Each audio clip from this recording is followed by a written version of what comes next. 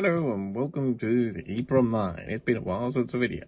And we have for today's teardown a 3DS screen. I've been curious about how these work since the machine came out.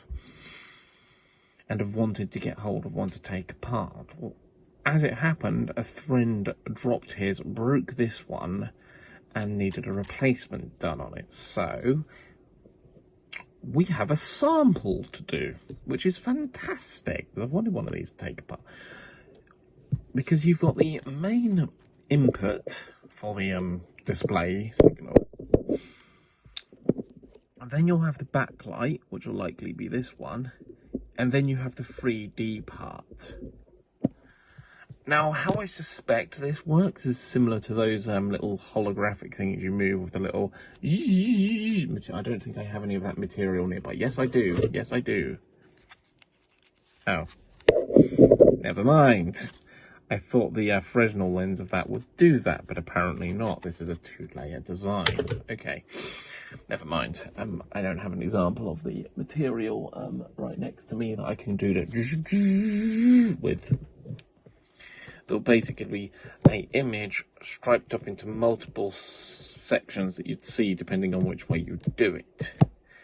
Bearing in mind your eyes are positioned in 2 points of your head, I imagine that's how it did the effect. But we're about to find out for certain whether my theory is correct. So this thing looks like it's relatively easy to get apart.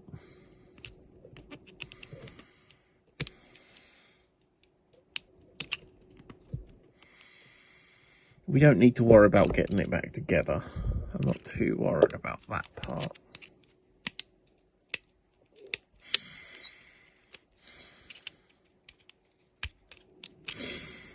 You'll get to see all the components that make up a 3DS screen. All that good old electronic-y goodness. Oh, hello. We've got a hidden one here that I just noticed.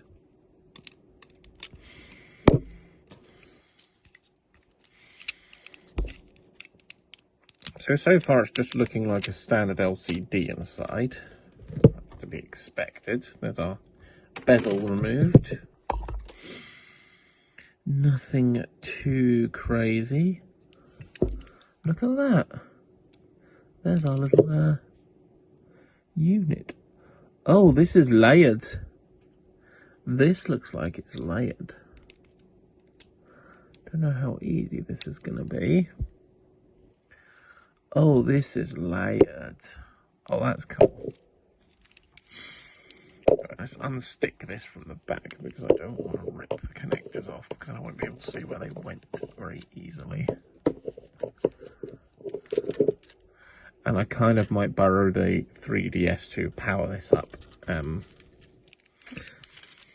while it's in bits.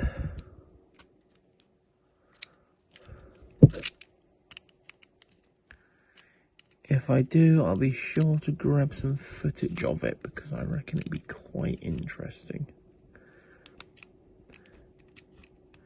Too bad I don't have a full machine. Because you bet I'll be taking it apart next. Right. Hold there.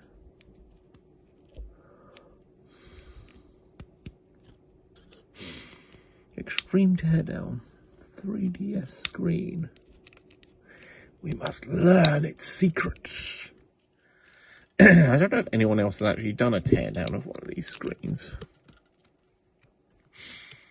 The console itself, yeah, it's the same as every other console. Circuit boards and flat flex connectors. And an absolute mongrel to get apart, apparently. There we go.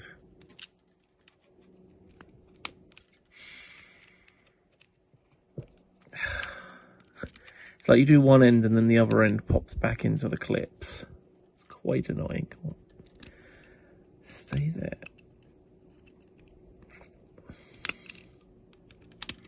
The classic taking something apart dichotomy. Now we've got shielding here on the bottom. That can be seen here. As I run you through the whole thing and half the people do. There we go. There we go. I've got it detached from this metal sheet. we got shielding, because we got that connects to that. And that goes into this section at the back. This is going to be the backlight. And lo and behold, guess what? It's the backlight. So there's not a lot to see from here, this end. All the interesting stuff is up the front. Right, there we go. It's stuck down. There we go. Oh, yeah. Oh, that's annoying. It's all bonded together. Not unexpected. Right, that's the LCD backlight layers. These are always useful to hold for like photography and stuff. There we go. So this is your bog standard LCD backlight area. You know, your weird little... Oh, there we go. That's the material I was talking about. Basically being inside the glass. Just like your multiple diffusion layer. You can make quite nice little lights out of these.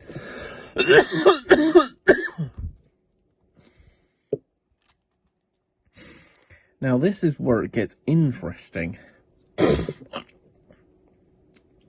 Because you can see this display is split up into two distinct layers. One that the little flex goes into, one that the big flex goes into.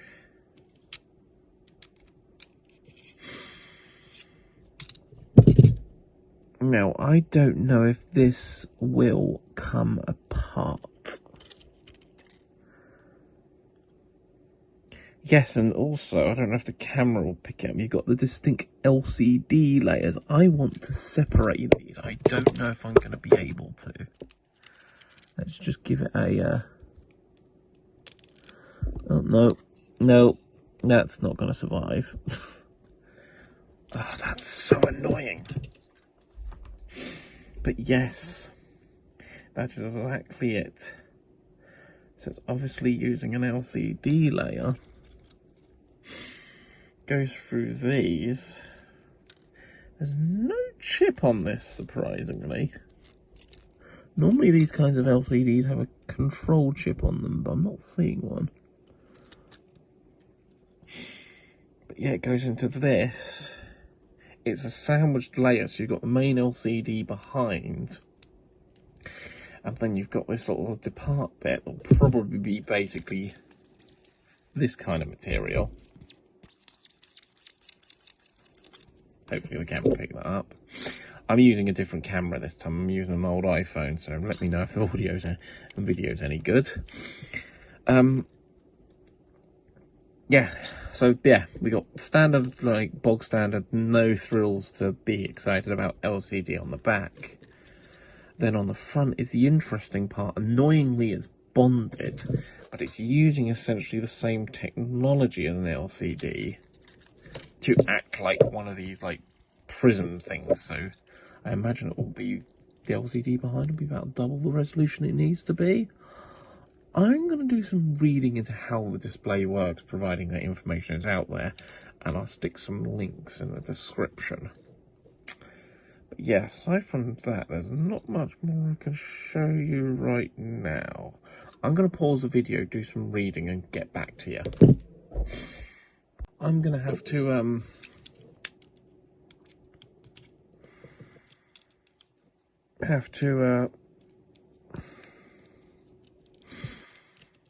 I see what bit broke. It was the top screen, not the bottom. Go on, let the knife in.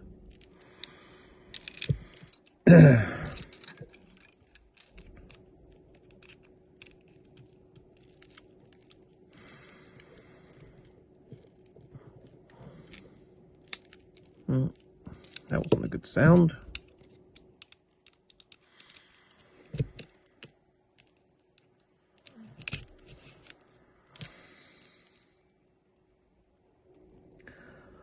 Oh no, we're inside the LCD. I don't want to be in there. I want to be in that bit. There we go. That's the bit I want to be in.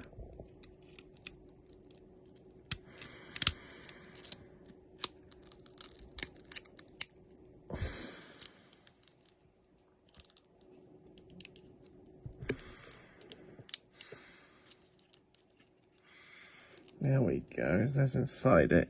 Yeah, it's done basically. I've found someone who's also done a teardown analysis.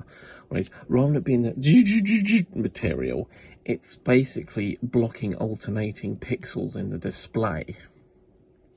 Yeah, there's no chance of plugging this back in. But I was successfully getting it to remove it at this corner here, because I went in from where the display was already broken, and well, the two layers are still bonded, annoyingly. Every time I try to get under, it just crackles and snaps. So yeah, basically the top level is an LCD that blocks every other pixel. And because of the angling of how it's provided, your eyes, a single eye at a certain position, can only see every other pixel when this blocker is on. So actually how it works is very simple and incredibly ingenious. I'll link to the video where the guy's like tearing down the display and whatnot and showing inside, and we'll go from there. It's like an hour-long video, so have fun. It's some good reading, it's some good watching, and also has some interesting animations and whatnot to explain the concept of how it works. So, well, still frames, but that's fine. Thanks for watching.